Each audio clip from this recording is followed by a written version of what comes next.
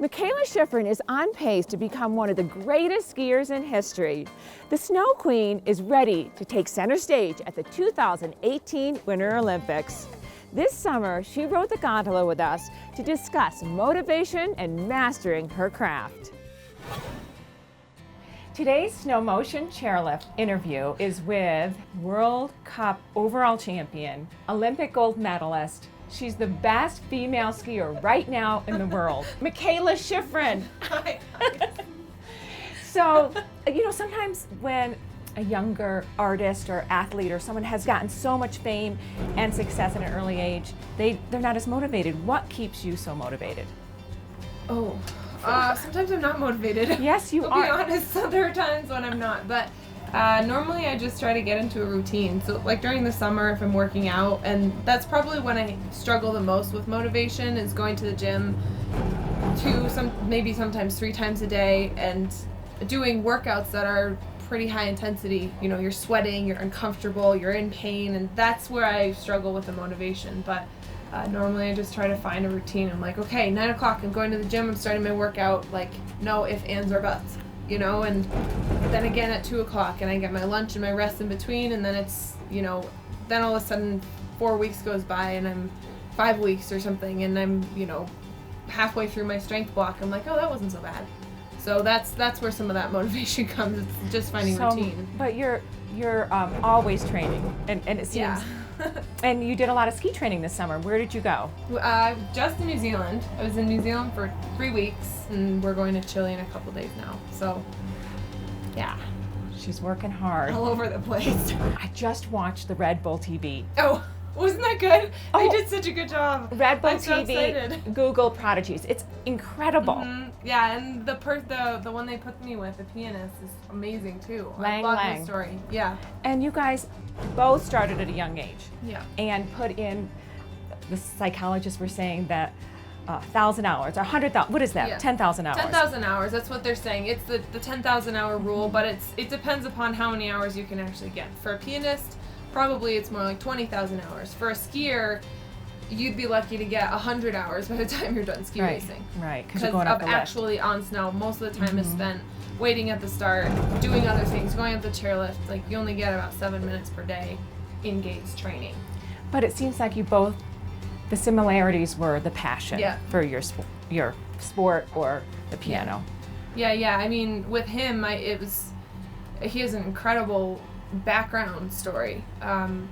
But you can see the passion so much, and I definitely feel that especially when I have good days of training, and I feel like I'm skiing well, and I'm just like overcome with joy about it. Like, I can't stop smiling. It's just a really, really good day, and you don't really get that kind of feeling unless you love something, And the hard times of, traveling, being away from home, training when you don't feel like training. It seems like you embrace that and you're always smiling. Yeah, well, I'm not always smiling.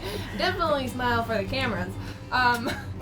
It's not like glamorous, not 80% of the time, 90% of the time. It's sort of just a struggle, and trying to get to the next level of skiing, or trying to get stronger, trying to hit a new PR with my squats or intervals, anything like that. It's really just not glamorous, but those times when I have a good day of training, a good race, even when I do set a new record in the gym, those kinds of things are what make it worth it.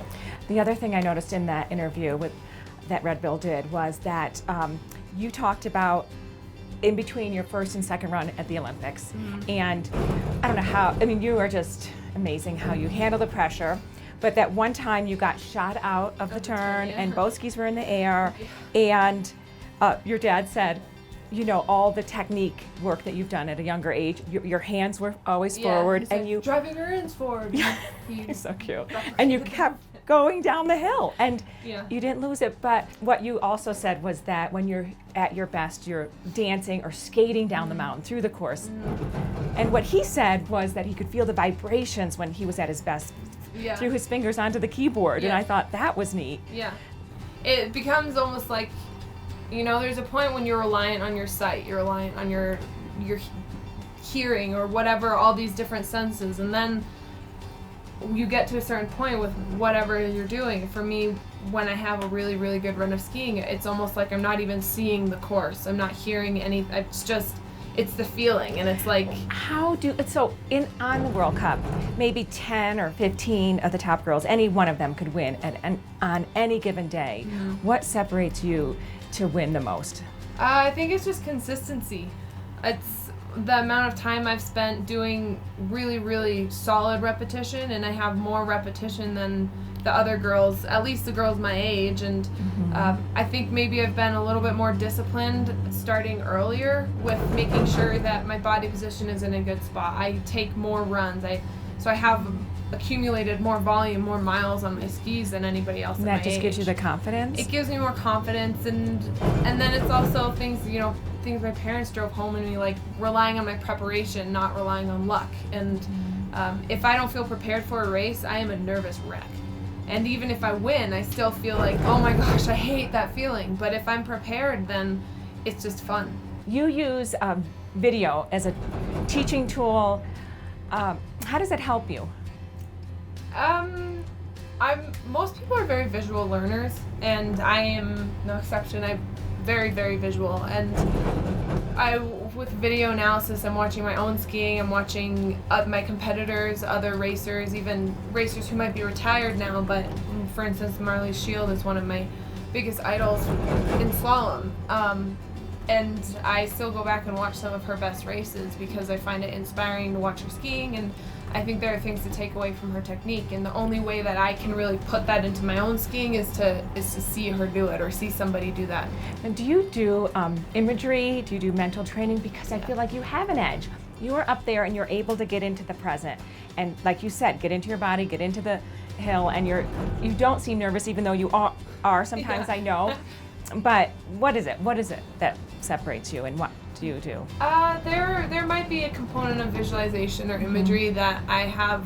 It gives me an edge. I think everybody does that, but there's different levels. There's just sort of imagining a course and seeing yourself ski through it, and then there's actually when you can image and you can feel what you're supposed to feel in your muscles, and you can kind of take yourself to that place, even though you might be on a gondola, or I might be on a bike spinning before one of my workouts during the summer. Like, no matter where I am, I can close my eyes and take myself to a place on the snow and actually get a feeling that I want to do when the next time I'm skiing. That is so effective. I think it's like time on snow, really, but you're on the bicycle. It's as close as you can get, almost. Right.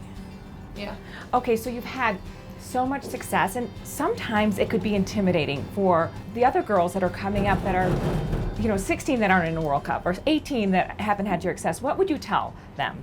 I mean, there was a point when I had no success as well. I had a first World Cup, and there are plenty of races still where I don't accomplish what I think I can, or what my potential is.